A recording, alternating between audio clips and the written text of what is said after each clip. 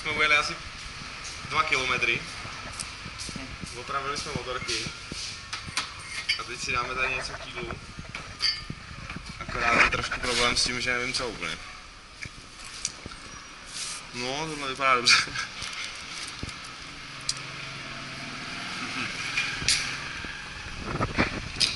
Hráč. To je dobrý. Já si dám džus k snídani. A nic jinýho? Ne. Se bojíš, jo? Ne. A ty nebudeš jíst prostě celý den? Já celý den, tak tam přijedem v 1, ve 2 třeba. Ne, ve 3. Přejedeme nejdřív ve 4 třeba. Tak jo.